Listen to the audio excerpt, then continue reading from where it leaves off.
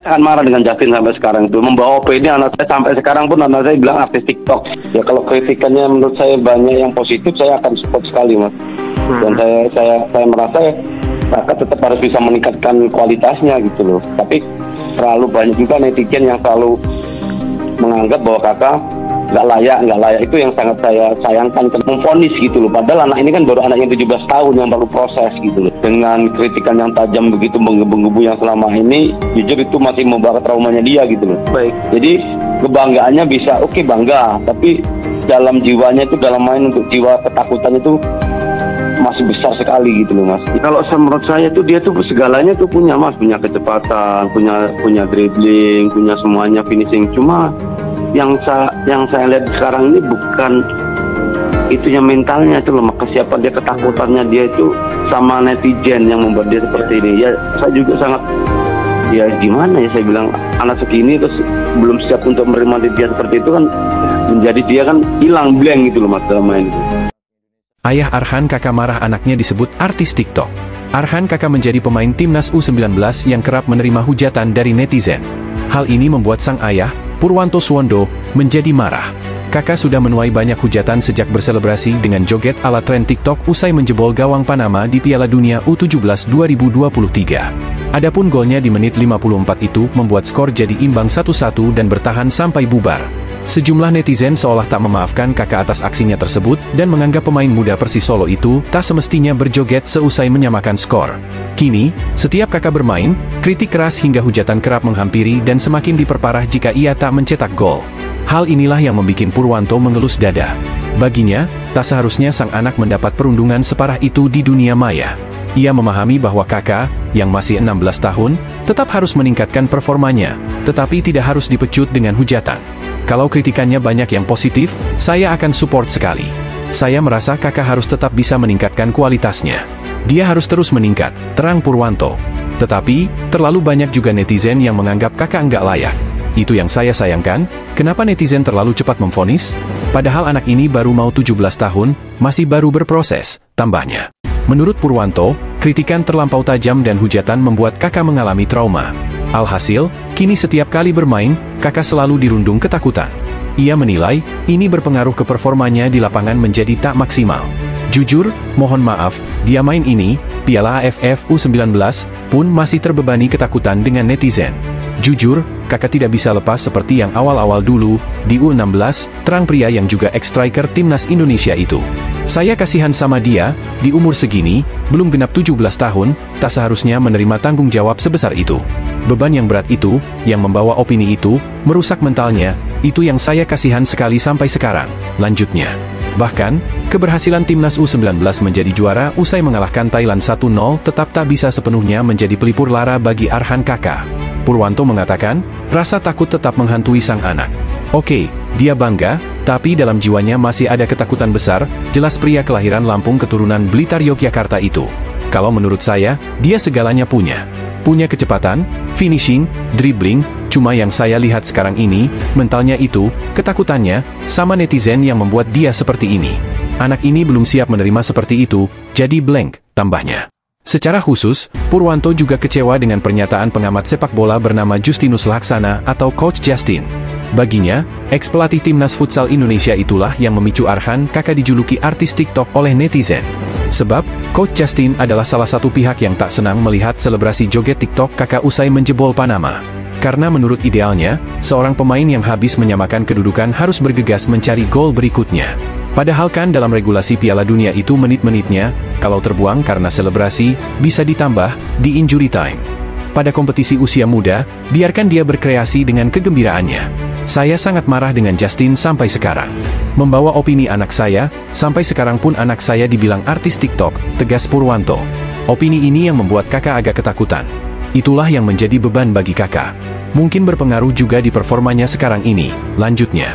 Secara keseluruhan, Purwanto berharap agar netizen bisa lebih bijak dalam mengkritik. Sekali lagi, ia meminta semua pihak sadar bahwa kakak masih berusia 16 tahun. Untuk netizen, supportlah anak-anak Indonesia, bahwasanya dilihat, kritikan untuk pemain usia 16 tahun, 20 tahun, atau senior harus bisa dilihat secara sosial, secara naluri, tandasnya. Bagaimana menurut kalian? Tulis di kolom komentar. Mengetahui ayah Arhan Kakak dan Coach Indra Syafri tak terima dan angkat suara, Coach Justin akhirnya memberikan klarifikasi mengejutkan di depan awak media.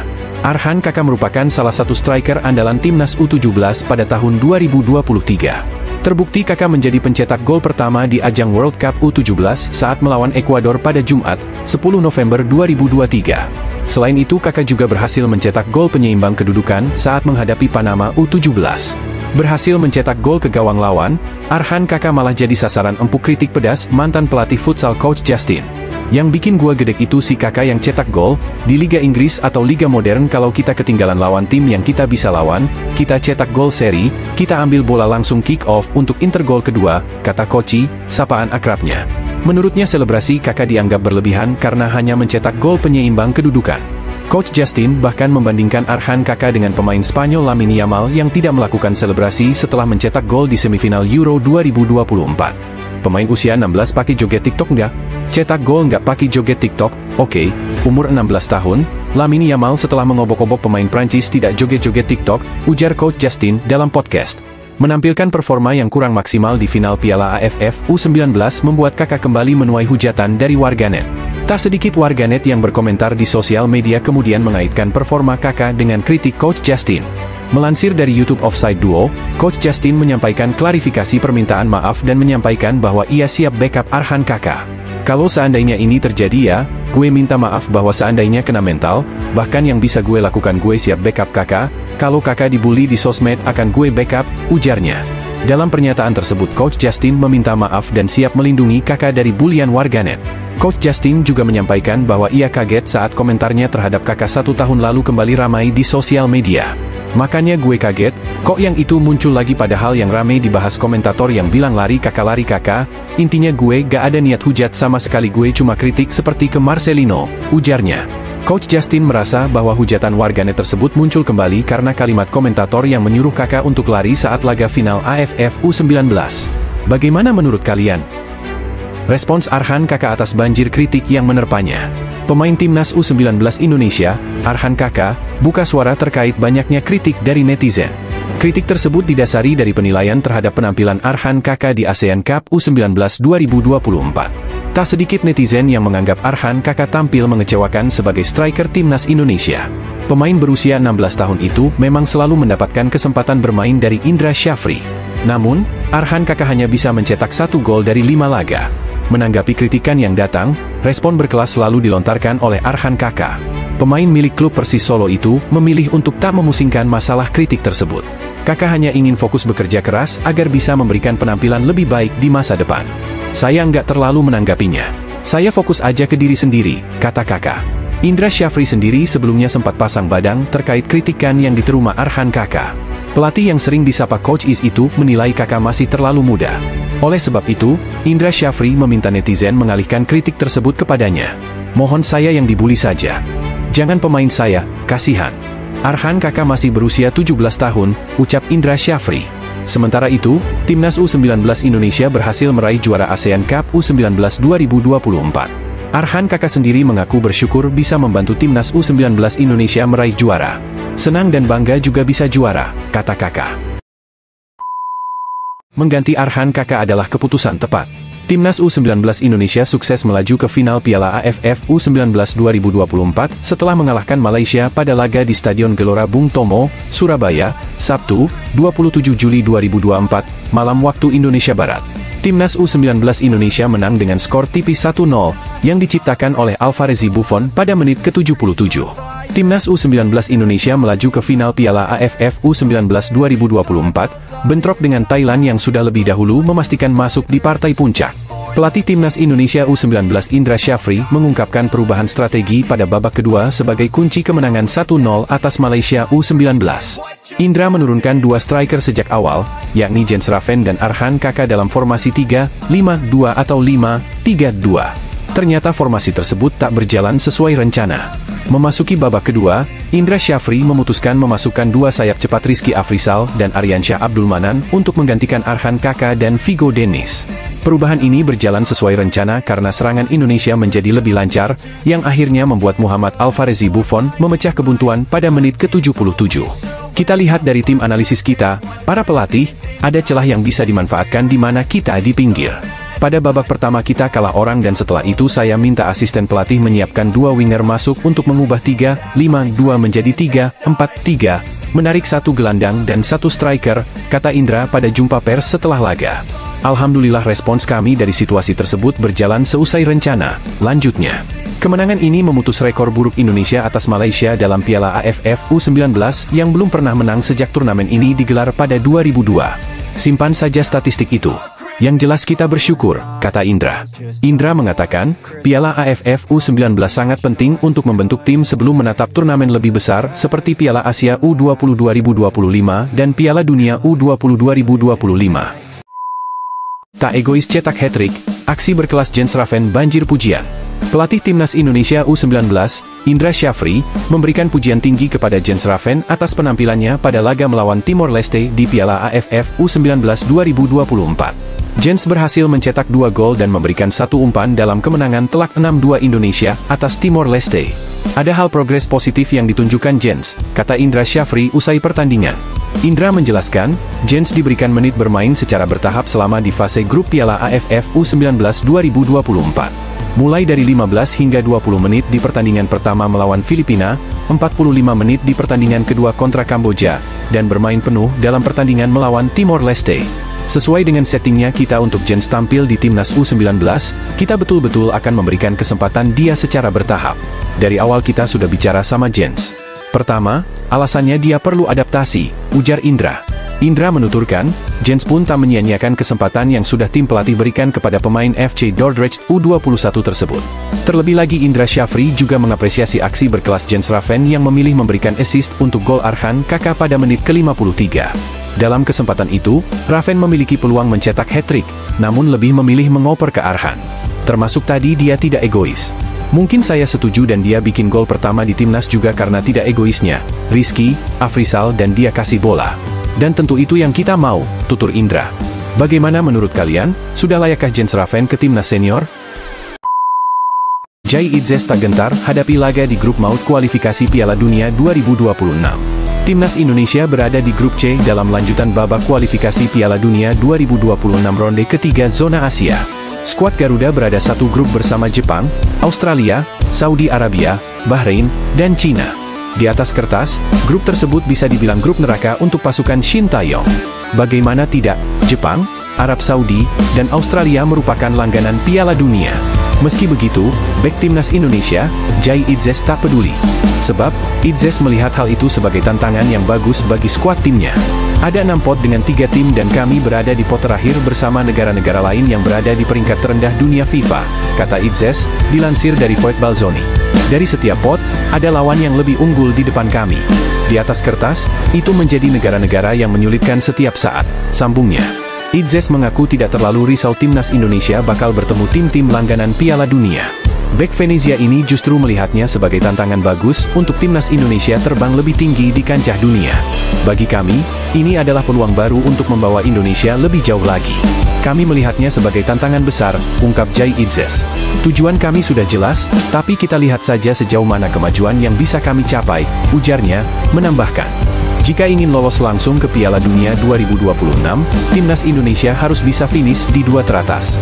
Namun, pelatih Shin Taeyong realistis, dia ingin membawa timnas Indonesia di posisi 3 atau 4. Jika finish di posisi tersebut, timnas Indonesia masih punya peluang untuk merebut tiket Piala Dunia 2026 dengan mengambil jalur lewat babak keempat. Emil Audero Mulyadi resmi bergabung dengan Como 1907. Dia sebelumnya membela Sampdoria. Melansir Detik Sport, penjaga gawang keturunan Indonesia itu dikontrak selama 4 tahun. Kedatangan Emil diumumkan pada Rabu, 31 Juli 2024, dini hari. Emil didatangkan Como usai memenangkan Scudetto sebagai pinjaman Inter Milan musim lalu. Como dengan bangga mengumumkan penandatanganan kontrak Emil Audero dari Sampdoria selama 4 tahun. Penjaga gawang tersebut dipinjamkan ke Inter musim lalu, tim yang memenangkan Scudetto, begitu isi pernyataan resmi Como. Emil Audero Mulyadi jadi pemain baru ke-12 yang didatangkan Como jelang musim baru Liga Italia 2024-2025. Klub kepunyaan pengusaha Indonesia, Hartono Bersaudara, ini memang giat memperkuat timnya setelah berhasil promosi ke Serie A. Emil tak menampik Como cukup aktif dalam rekrutan pemain baru. Kendati demikian, dia merasa senang bisa bergabung dan menantikan tantangan baru di sana. Saya sangat senang tetapi yang terpenting saya sangat bangga untuk memulai babak baru yang penting dalam karir saya, kata Emil dalam laman resmi Como. CSC Fabregas mengapresiasi transfer Emil Audero Mulyadi ke Como. Menurutnya kiper keturunan Indonesia ini punya kualitas top dengan pengalamannya. Kiper kelahiran Mataram, Nusa Tenggara Barat, ini tampil 6 kali buat Nerazzurri dan mempersembahkan titel Scudetto dan Piala Super Italia. Emil Audero tercatat sudah 168 kali bermain di Liga Italia sejak 2017 bersama 3 klub berbeda, yakni Juventus, Sampdoria, dan Inter Milan. Pengalamannya itu dinilai berguna bagi Como yang promosi ke Serie A musim depan. Hal itu disampaikan pelatih Como, CSC Fabregas. Dia mengaku senang dengan kehadiran Emil Mulyadi ke timnya. Emil merupakan tambahan yang hebat bagi skuad. Dia bermain di level teratas sepak bola Italia dan kami yakin ia akan menjadi pemain penting musim ini dan seterusnya, tumbuh bersama kami sembari melanjutkan proyek ambisius ini, kata Fabregas dalam laman resmi Como. Kebahagiaan juga dirasakan Emil Mulyadi. Dia mengaku terkesan dengan proyek yang dicanangkan Como. Klub telah meninggalkan kesan yang sangat baik bagi saya. Mereka menjelaskan proyek tersebut kepada saya beberapa minggu lalu, dan sekarang setelah saya menandatangani kontrak, mereka sekali lagi menegaskan kembali ambisi dan keseriusan klub. Jadi, saya hanya bisa terkesan dan senang dengan semua ini, Emil mengungkapkan. Bagaimana menurut kalian? Sangat serius, Federasi Malaysia siapkan gaji besar untuk Park Hang-seo. Minat Malaysia terhadap Park Hang-seo ternyata tidak main-main, dana nyaris 1 miliar disiapkan untuk gaji ex-pelatih Vietnam per bulannya. Penunjukan Pau Marty sebagai pengganti Kim Pan-gon ternyata belum memberi kepuasan bagi para penikmat sepak bola negeri jiran. Publik Malaysia lebih antusias jika sosok yang ditunjuk sebagai pengganti Kim Pan-gon adalah kompatriotnya, Park Hang-seo. Sebagai mantan pelatih timnas Vietnam, Park Hang-seo dinilai memiliki kualitas lebih mentereng ketimbang sosok Pau Marty. Karena itu, tuntutan agar Federasi Malaysia, FAM, segera merekrut Park Hang-seo terus digelorakan oleh penggemar Harimau Malaya. Bahkan dukungan untuk Park Hang-seo juga datang dari salah satu tokoh sepak bola Malaysia, yakni Sulaiman Husin selaku Direktur Teknik Asosiasi Sepak Bola Kuala Lumpur, KLFA. Bagi Sulaiman Husin, penunjukan Pau Marty sebagai pengganti Kim Pan-gon hanya bersifat solusi jangka pendek untuk timnas Malaysia. Namun jika bicara soal prestasi nyata, Park Hang-seo adalah pilihan yang tepat untuk timnas Malaysia saat ini. Pau Marty Vicente bisa cocok untuk jangka pendek karena dia belajar banyak dari pelatih Kim Pan-gon, ucap Sulaiman Husin. Namun, saya merasa FAM harus mencari pengganti yang lebih cocok. Park Hang-seo telah membawa Vietnam ke level baru. Jika dia menjadi pelatih timnas Malaysia, saya berharap dia mendapat dukungan yang diperlukan. Saya yakin dia adalah kandidat yang tepat. Faktanya, pendekatannya sangat bersemangat dan para pemain kami harus bersiap untuk ini, imbuhnya. Selain itu, survei yang dilakukan surat kabar Astro Arena terkait Park Hang-seo menjadi pelatih timnas Malaysia mendapat dukungan hingga 60%. Mendengar tuntutan tersebut, FAM pun memberi sedikit respons yang dinilai cukup membangkitkan gairah para penggemar timnas. Kabar terbaru menyebutkan bahwa FAM telah menyelesaikan rencana perekrutan Park Hang-seo dengan menyiapkan gaji yang menarik. Menurut laporan The Star Malaysia, FAM akan menyiapkan gaji senilai $60.000 AS atau sekitar 967 juta rupiah per bulannya untuk Park Hang-seo. Dana nyaris 1 miliar rupiah itu berani digelontorkan FAM demi membawa timnas Malaysia jauh lebih baik, dengan tujuan akhir putaran ketiga kualifikasi Piala Dunia 2030. Menarik dinantikan, sikap apa yang akan diambil timnas Malaysia saat sudah memilih Pau Marty sebagai pelatih kepala menggantikan Kim Pan-gon. Mundurnya Kim Pan-gon dari kursi pelatih timnas Malaysia seolah menjadi pukulan telak bagi sepak bola nasional negeri jiran. Pasalnya, setelah gagal melaju ke putaran ketiga kualifikasi Piala Dunia 2026, Kim Pan-gon sempat sesumbar bertahan hingga 2027. Kontrak Kim Pan-gon pun baru saja diperpanjang tahun lalu, namun keputusan akhir sudah dibuat pelatih asal Korea Selatan itu. Menurut informasi yang beredar, Kim Pan-gon tengah dikaitkan dengan salah satu klub kasta teratas Liga Korea Selatan, Ulsan Hyundai. Dikalahkan timnas Indonesia U19 di final Piala AFF U19 2024, pelatih Thailand U19 bilang begini. Pelatih tim nasional Thailand U19, Emerson Pereira, hanya bisa ikhlas timnya gagal menjuarai Piala AFF U19 2024. Meski begitu, Pereira menilai pertandingan Thailand U19 versus timnas Indonesia U19 di final begitu bagus sehingga ia tetap senang dengan perjuangan keras pasukannya. Ya, timnas Thailand U19 kalah 0-1 dari timnas Indonesia U19 di final Piala Asia U19 2024. Laga puncak tersebut digelar di Stadion Gelora Bung Tomo, GBT, Surabaya, pada Senin, 29 Juli 2024, malam waktu Indonesia Barat. Skuad Gajah Perang Muda, julukan Thailand U19 pun belum mampu mencatatkan gelar tambahan dalam ajang itu meskipun sudah 5 kali menjadi juara. Sementara itu, Timnas Indonesia U19 mencatatkan gelar kedua kalinya dalam ajang tersebut. Meski gagal membawa Thailand U19 semakin berjaya di Piala AFF U19. Emerson Pereira mengatakan laga timnya melawan skuad Garuda Nusantara, julukan Timnas Indonesia U19, berjalan sangat menarik. Ia pun mengakui Thailand U19 kalah meski sudah bermain bagus. Pertandingan yang sangat bagus. Kami berjuang keras, kata Emerson Pereira usai laga, Senin, 29 Juli 2024. Pelatih berusia 50 tahun itu mengatakan Thailand memang kurang beruntung dalam laga tersebut. Pasalnya, peluang demi peluang tim asuhannya tidak berbuah gol ke gawang tim lawan sepanjang 90 menit. Di babak pertama, kami menciptakan banyak peluang untuk mencetak gol. 2 kali tendangan ke tiang gawang. Kontrol permainan yang bagus, katanya. Emerson Pereira mengatakan Piala AFF U19 memang menjadi wadah cukup bagus untuk para pemain muda. Sebab, ajang itu untuk menempa kemampuan pemain agar dapat makin berkembang. Ini adalah turnamen yang bagus untuk meningkatkan kondisi kami ke kompetisi berikutnya, katanya.